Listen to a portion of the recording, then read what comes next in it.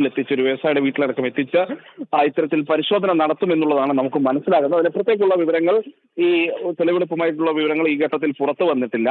ഇന്ന് ബംഗളൂരുവിൽ, നാളെ ചെന്നൈയിൽ എന്നുള്ളതാണ് നമുക്ക് മനസ്സിലാക്കാൻ കഴിയുന്ന ഒരു കാര്യം. ഇന്ന് ബംഗളൂരുവിലെ തെളിവെടുപ്പ് പൂർത്തിയാക്കിയ ശേഷം നാളെ ഉണ്ണികൃഷ്ണൻ പോറ്റിയുമായി അന്വേഷണ സംഘം ചെന്നൈയിലേക്ക് പോകുമെന്നുള്ളതാണ് ഈ ഘട്ടത്തിൽ മനസ്സിലാക്കാൻ കഴിയുന്നത്. ചെന്നൈയിൽ സ്മാർട്ട് ക്രിയേഷൻസ് ഓഫീസിന്റെ ആസ്ഥാനത്ത് എത്തിച്ച് പരിശോധന നടത്തുമെന്നുള്ളത് മനസ്സിലാക്കുന്നുണ്ട്. അതോടൊപ്പം തന്നെ ഈ ഉണ്ണികൃഷ്ണൻ പോറ്റിയുടെ ലഭിച്ച, അതായത് ഈ ലാഭമായി കിട്ടിയ സ്വർണം അത് എവിടെ എന്നുള്ള കാര്യത്തിലൊക്കെ കൂടുതൽ പരിശോധന നടത്തും. നേരത്തെ ഉണ്ണികൃഷ്ണൻ പോറ്റി മൊഴി നൽകിയിരിക്കുന്നത് ഈ സ്വർണം വിറ്റ് അത് താൻ പണമാക്കി മാറ്റി എന്നുള്ളതാണ്. അപ്പോൾ ഈ സ്വർണം വിറ്റത് ഗോവർദ്ധൻ എന്ന ആൾക്കാണെന്നൊക്കെയുള്ള സംശയങ്ങൾ നിലനിൽക്കുന്നുണ്ട്. പക്ഷെ നേരത്തെ ഉണ്ണികൃഷ്ണൻ പോറ്റിക്ക് സ്വർണം പൂശാൻ സ്വർണം നൽകിയതും ഗോവർദ്ധനാണെന്നുള്ള വിവരങ്ങൾ പുറത്തു വന്നിരുന്നു. അപ്പോൾ അതിലൊരു ആശയക്കുഴപ്പം ഈ ഘട്ടത്തിൽ നിലനിൽക്കുന്നുണ്ട്. അങ്ങനെ സ്വർണം തിരിച്ചെടുക്കാൻ കഴിയുമോ എന്നുള്ള കാര്യവും അന്വേഷണ സംഘം പരിശോധിക്കുന്നുണ്ട്. അപ്പോൾ ആ കാര്യത്തിലൊക്കെ പരിശോധന നടക്കും. അതിനുശേഷം ഹൈദരാബാദിലടക്കം എത്തിച്ചുള്ള പരിശോധനകൾ, ഇതിന്റെ ഭാഗമായിട്ടുള്ള തെളിവെടുപ്പുകൾ ഉണ്ടാകുമെന്നുള്ളതാണ്. അങ്ങനെ വിവിധ സംസ്ഥാനങ്ങളിൽ ഉണ്ണികൃഷ്ണൻ പോറ്റിയുമായിട്ടുള്ള തെളിവെടുപ്പ് നടപടികളിലേക്ക് കടന്നിരിക്കുകയാണ് അന്വേഷണ സംഘം.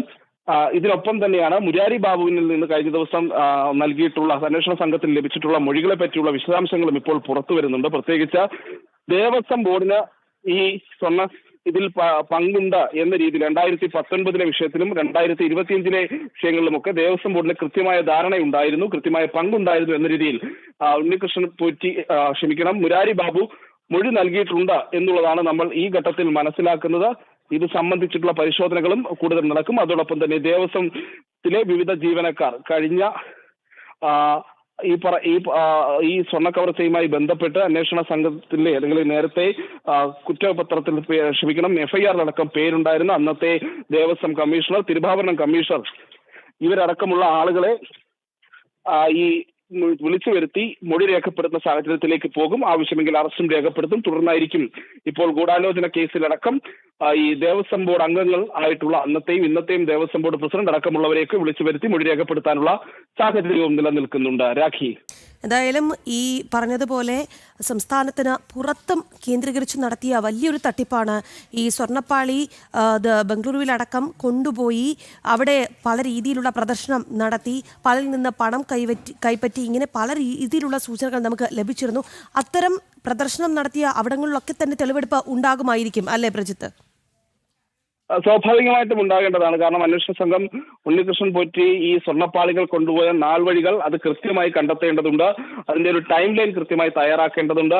അതിനുശേഷം ഈ പറയുന്ന ഓരോ സ്ഥലത്തും സ്വർണ്ണപ്പാളികൾ എത്തിച്ചതും അതടക്കമുള്ള കാര്യങ്ങളിൽ പരിശോധന നടത്തേണ്ടതുണ്ട്. അപ്പോൾ അവിടെയെല്ലാം ഈ രീതിയിലുള്ള പരിശോധനകൾ ഉണ്ടാകാനുള്ള സാധ്യത തന്നെയാണ് ഈ ഘട്ടത്തിൽ ഉണ്ടാകുന്നത്. അന്ന് സ്വർണ്ണപ്പാളികൾ പോയ വഴിയിലൊക്കെ അന്വേഷണ സംഘത്തിന്റെ പരിശോധന നടക്കുമെന്നുള്ളതാണ് നമ്മൾ മനസ്സിലാക്കുന്നത്. പക്ഷേ ഇത് എപ്പോൾ, എവിടെ, എങ്ങനെ എന്നുള്ള കാര്യത്തിലൊന്നും അന്വേഷണ സംഘത്തിന്റെ ഭാഗത്ത് നിന്ന് നമുക്കൊരു വിവരവും ലഭ്യമാകാത്ത വിഷയമുണ്ട്. നമ്മൾ മുൻപ് സൂചിപ്പിച്ചതുപോലെ തന്നെ വളരെ കുറച്ച് വിവരങ്ങൾ മാത്രമാണ് അന്വേഷണ സംഘം ഇതുമായി ബന്ധപ്പെട്ട് പുറത്തേക്ക്, അതായത് ഒരു വളരെ ഒരു രഹസ്യാത്മകത ഒരു SIT ഈ വിഷയത്തിൽ സൂക്ഷിക്കുന്നുണ്ട് എന്ന് തോന്നുന്നു അല്ലേ?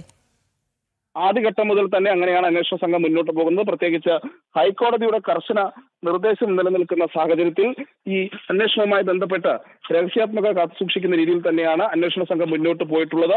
പ്രത്യേകിച്ച് മാധ്യമങ്ങൾക്ക് ഏതെങ്കിലും രീതിയിലുള്ള വിവരങ്ങൾ ലഭ്യമാക്കുന്നതിനൊന്നും അന്വേഷണ സംഘം തയ്യാറാകുന്നില്ല. വളരെ കുറച്ച് വിവരങ്ങൾ മാത്രമാണ് പലപ്പോഴും ഇതുമായി ബന്ധപ്പെട്ട് പുറത്തു വരുന്നത്. അതേസമയം അന്വേഷണവുമായി ബന്ധപ്പെട്ട് പുറത്തുവരുന്ന പലയിടങ്ങളിലും പല രീതിയിലുള്ള പ്രചരണങ്ങളൊക്കെ നടക്കുന്നുണ്ട്. പക്ഷെ അതിലൊന്നും പലതും യഥാർത്ഥ വിവരങ്ങളല്ല എന്നുള്ളൊരു പ്രശ്നവും നിലനിൽക്കുന്നുണ്ടെങ്കിലും വളരെ കുറച്ച് വിവരങ്ങൾ മാത്രമാണ് സ്ഥിരീകരിക്കാവുന്നതായി അന്വേഷണ സംഘത്തിൽ നിന്നും പുറത്തു വരുന്നത്. പ്രജിത്ത്, ശബരിമല സ്വർണ്ണ കവർച്ചാ കേസിൽ ഉണ്ണികൃഷ്ണൻ പോറ്റിയുമായി അന്വേഷണ സംഘം തെളിവെടുപ്പ് നടത്തുകയാണ്. ബംഗളൂരുവിൽ എത്തിച്ചാണ് ഇന്നത്തെ തെളിവെടുപ്പ്. സ്വർണ്ണ കവർച്ചയിൽ ഗൂഢാലോചനയുടെ